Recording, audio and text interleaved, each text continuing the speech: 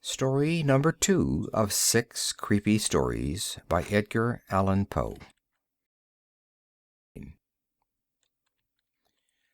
The Masque of the Red Death. The Red Death had long devastated the country. No pestilence had ever been so fatal or so hideous. Blood was its avatar and its seal, the redness and the horror of blood. There were sharp pains and sudden dizziness, and then profuse bleeding at the pores with dissolution. The scarlet stains upon the body, and especially upon the face of the victim, were the pest ban which shut him out from the aid and from the sympathy of his fellow men, and the whole seizure, progress, and termination of the disease were the incidents of half an hour. But the Prince Prospero was happy and dauntless and sagacious.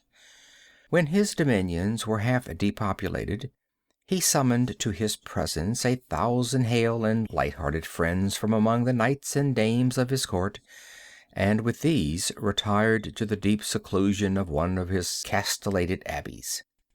This was an extensive and magnificent structure, the creation of the prince's own eccentric yet august taste. A strong and lofty wall girdled it in. The wall had gates of iron. The courtiers, having entered, brought furnaces and massy hammers and welded the bolts. They resolved to leave means neither of ingress or egress to the sudden impulses of despair or of frenzy from within. The abbey was amply provisioned. With such precautions the courtiers might bid defiance to contagion. The external world could take care of itself. In the meantime, it was folly to grieve or to think. The prince had provided all the appliances of pleasure. There were buffoons, there were improvisatori, there were ballet dancers, there were musicians, there was beauty, there was wine. All these and security were within. Without was the Red Death.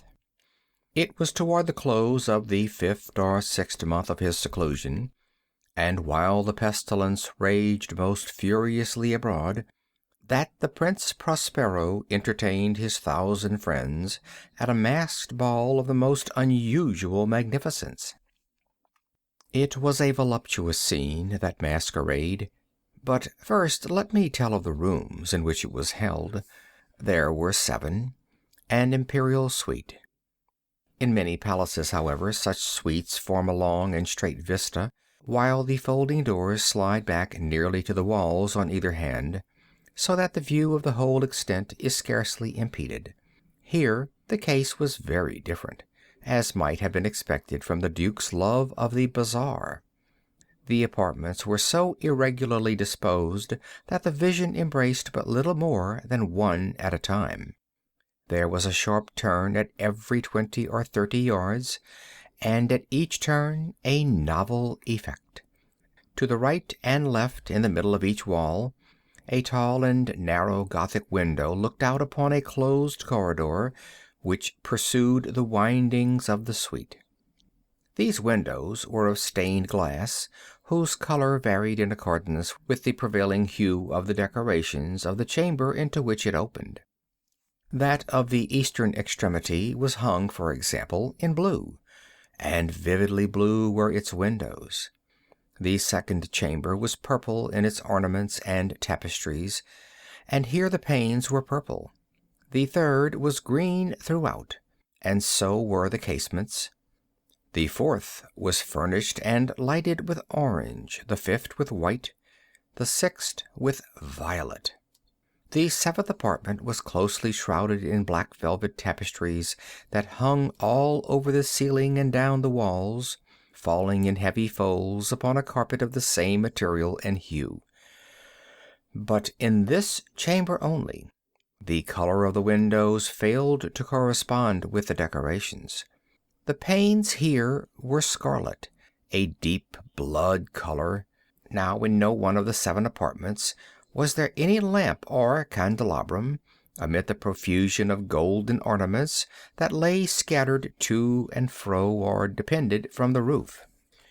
There was no light of any kind emanating from lamp or candle within the suite of chambers, but in the corridors that followed the suite there stood, opposed to each window, a heavy tripod, bearing a brazier of fire that projected its rays through the tinted glass and so glaringly illumined the room. And thus were produced a multitude of gaudy and fantastic appearances. But in the western or black chamber, the effect of the firelight that streamed upon the dark hangings through the blood-tinted panes was ghastly in the extreme, and produced so wild a look upon the countenances of those who entered, that there were few of the company bold enough to set foot within its precincts at all. It was in this apartment also that there stood against the western wall a gigantic clock of ebony. Its pendulum swung to and fro with a dull, heavy, monotonous clang, and when the minute hand made the circuit of the face, and the hour was to be stricken, there came from the brazen lungs of the clock a sound which was clear and loud and deep and exceedingly musical, but of so peculiar a note and emphasis that, at each lapse of an hour, the musicians of the orchestra were constrained to pause momentarily in their performance to hearken to the sound, and thus the waltzers perforce ceased their evolutions, and there was a brief disconcert of the whole gay company, and, while the chimes of the clock yet rang, it was observed that the giddiest grew pale, and the more aged and sedate passed their hands over their brows, as if in confused reverie or meditation. But when the echoes had fully ceased, a light laughter at once pervaded the assembly. The musicians looked at each other and smiled as if at their own nervousness and folly, and made whispering vows, each to the other, that the next chiming of the clock should produce in them no similar emotion. And then, after the lapse of 60 minutes, which embrace 3,600 seconds of the time that flies, there came yet another chiming of the clock, and then were the same disconcert and tremulousness and meditation as before. But in spite of these things, it was a gay and magnificent revel. The tastes of the Duke were peculiar. He had a fine eye for colors and effects. He disregarded the decora of mere fashion. His plans were bold and fiery, and his conceptions glowed with barbaric luster. There are some who would have thought him mad. His followers felt that he was not. It was necessary to hear and see and touch him to be sure that he was not. He had directed, in great part, the movable embellishments of the 7 chambers upon occasion of this great fête, and it was his own guiding taste which had given character to the masqueraders. Be sure they were grotesque. There were much glare and glitter and piquancy and phantasm, much of what has been seen since in Hernani.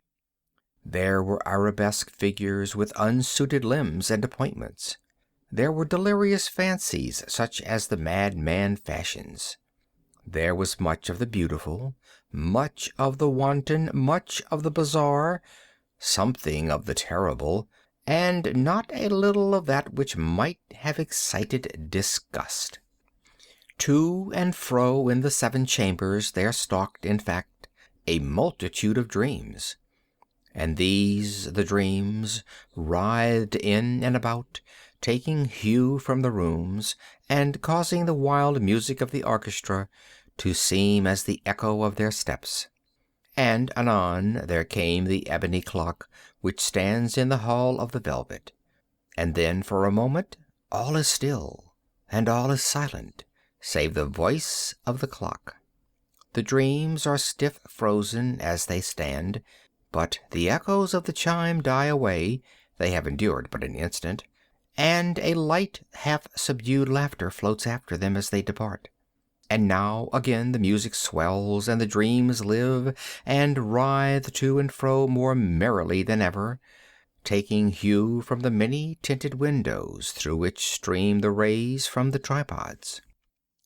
But to the chamber which lies most westwardly of the seven, there are now none of the maskers who venture, for the night is waning away, and there flows a ruddier light through the blood-colored panes, and the blackness of the sable drapery appalls, and to him whose foot falls upon the sable carpet, there comes from the near clock of ebony a muffled peal more solemnly emphatic than any which reaches their ears who indulge in the more remote gaieties of the other apartments. But these other apartments were densely crowded, and in them beat feverishly the heart of life, and the revel went whirlingly on until at length there commenced the sounding of midnight upon the clock. And then the music ceased, as I have told, and the evolutions of the waltzers were quieted, and there was an uneasy cessation of all things as before. But now there were 12 strokes to be sounded by the bell of the clock, and thus it happened, perhaps, that more of thought crept, with more of time, into the meditations of the thoughtful among those who revelled. And thus, too, it happened perhaps that before the last echoes of the last chime had utterly sunk into silence, there were many individuals in the crowd who had found leisure to become aware of the presence of a masked figure which had arrested the attention of no single individual before. And the rumor of this new presence having spread itself whisperingly around, there arose at length from the whole company a buzz, a murmur, expressive of disapprobation and surprise, then, finally, of terror, of horror, and of disgust. In an assembly of phantasms such as I have painted, it may well be supposed that no ordinary appearance could have excited such sensation. In truth, the masquerade license of the night was nearly unlimited, but the figure in question had out-Heroded Herod, and gone beyond the bounds of even the prince's indefinite decorum. There are chords in the heart of the most reckless which cannot be touched without emotion. Even with the utterly lost, to whom life and death are equally jests, there are matters of which no jest can be made. The whole company, indeed, seemed now deeply to feel that in the costume and bearing of the stranger neither wit nor propriety existed. The figure was tall and gaunt, and shrouded from head to foot in the habiliments of the grave. The mask, which concealed the visage, was made so nearly to resemble the countenance of a stiffened corpse that the closest scrutiny must have had difficulty in detecting the cheat. And yet all this might have been endured if not approved by the mad revellers around. But the mummer had gone so far as to assume the type of the Red Death. His vesture was dabbed in blood, and his broad brow, with all the features of the face, was besprinkled with the scarlet horror. When the eyes of Prince Prospero fell upon this spectral image, which with a slow and solemn movement, as if more fully to sustain its role, stalked to and fro among the waltzers, he was seen to be convulsed in the first moment with a strong shudder, either of terror or distaste, but in the next his brow reddened with rage. "Who dares?" he demanded hoarsely of the courtiers who stood near him. "Who dares insult us with this blasphemous mockery? Seize him and unmask him, that we may know whom we have to hang at sunrise from the battlements." It was in the eastern or blue chamber in which stood the Prince Prospero as he uttered these words. They rang throughout the 7 rooms loudly and clearly, for the prince was a bold and robust man, and the music had become hushed at the waving of his hand. It was in the blue room where stood the prince, with a group of pale courtiers by his side. At first, as he spoke, there was a slight rushing movement of this group in the direction of the intruder, who at the moment was also near at hand, and now with deliberate and stately step made closer approach to the speaker.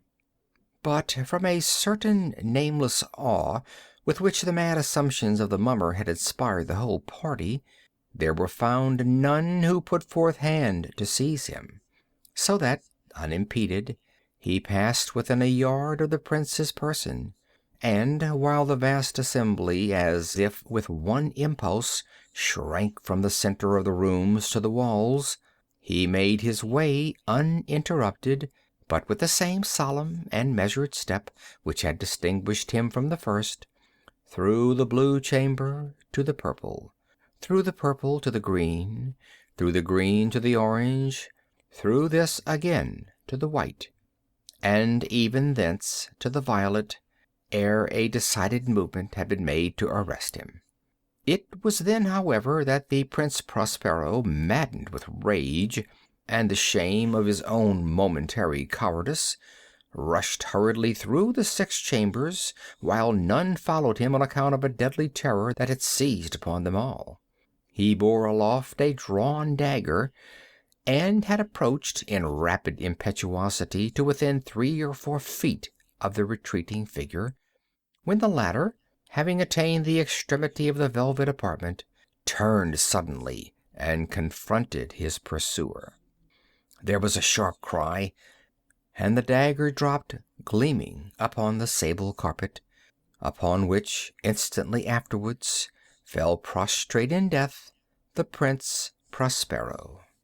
Then, summoning the wild courage of despair, a throng of the revelers at once threw themselves into the black apartment, and seizing the mummer, whose tall figure stood erect and motionless within the shadow of the ebony clock, gasped in unutterable horror at finding the grave cerements and corpse-like masque which they handled with so violent a rudeness untenanted by any tangible form. And now was acknowledged the presence of the Red Death. He had come like a thief in the night, and one by one dropped the revelers in the blood-bedewed halls of their revel, and died each in the despairing posture of his fall. And the life of the ebony clock went out with that of the last of the gay, and the flames of the tripods expired, and darkness and decay and the Red Death held illimitable dominion over all. End of The Masque of the Red Death.